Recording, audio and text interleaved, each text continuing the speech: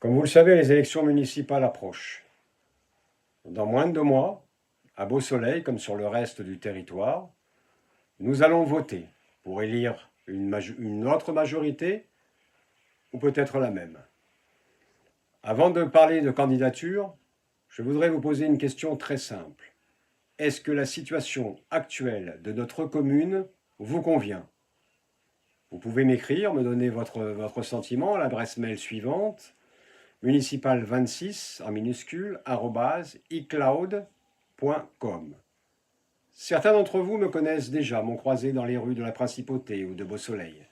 Je m'appelle Jean-Jacques Guittard, j'ai 65 ans, je vis dans notre commune depuis plus de 24 ans. Aujourd'hui, je lance une démarche qui je le sais, va paraître loufoque pour une partie d'entre vous, mais elle est essentielle pour Beau-Soleil. En effet, je suis candidat à la candidature aux élections municipales. Cela signifie une chose simple, ce n'est pas moi qui vais décider de cette candidature, mais ce sont les habitants de Beau-Soleil. Si je lance cette démarche, c'est parce que chez nous, dans notre commune, l'abstention est massive. En moyenne, 6 électeurs sur 10 ne votent plus au municipal. Nous portons le bonnet d'âne depuis au moins 3 élections municipales dans les Alpes-Maritimes au niveau de la participation. Pourquoi? C'est très clair. Nous reconduisons toujours les mêmes. Parce que le maire qui est en place, par exemple, il exerce depuis plusieurs mandats, 5 mandats, et il envisage peut-être aujourd'hui un 6e. 6 mandats, cela fait 36 ans de pouvoir, 36 ans de règne. Des mandats répétitifs qui favorisent le clientélisme, les passe-droits, les abus de pouvoir. On finit par avoir le sentiment que la ville appartient à l'élu. Or, une ville n'appartient à personne. Elle appartient uniquement à l'ensemble de ses habitants. Quand on regarde les candidatures actuelles pour les nouvelles élections, ce sentiment est encore renforcé. Le fils du maire se présente, après avoir déjà été adjoint, conseiller municipal. Il se présente face à un membre de sa propre famille avec qui désormais il est en contradiction, alors qu'il a toujours suivi. Un autre candidat se présente également, lui aussi issu de l'entourage direct du maire, notamment comme chef du protocole, comme il a exercé, et ancien collaborateur très proche de monsieur le maire.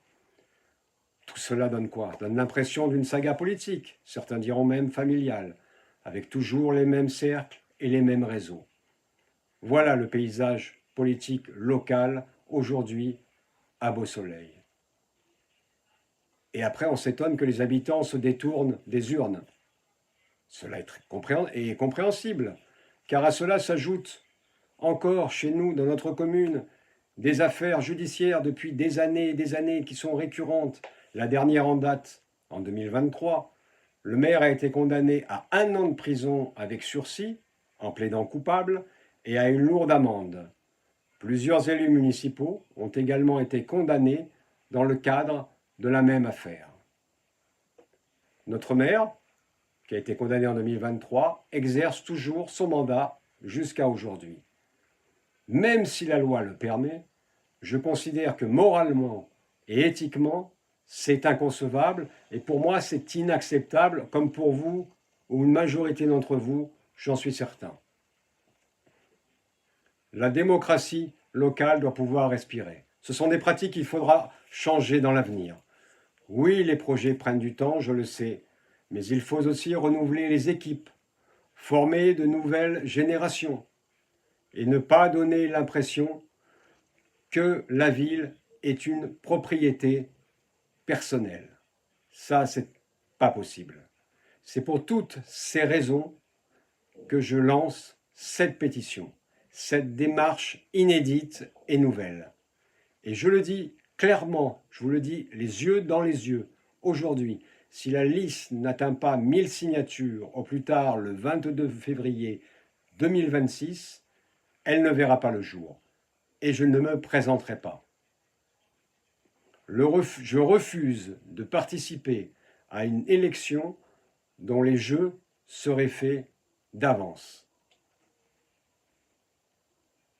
De 2014 à 2020, j'ai conduit la politique municipale d'opposition avec 5 conseillers. Mais j'ai vu une opposition trop souvent réduite à une simple chambre d'enregistrement, une opposition réduite à être un simple alibi démocratique de la majorité, surtout de monsieur le maire. Interventions tronquées, procès-verbaux incomplets, voire mal retranscrits, voire pas retranscrits du tout, insultes et caricatures. Siéger sans être entendu, ça ne sert à rien.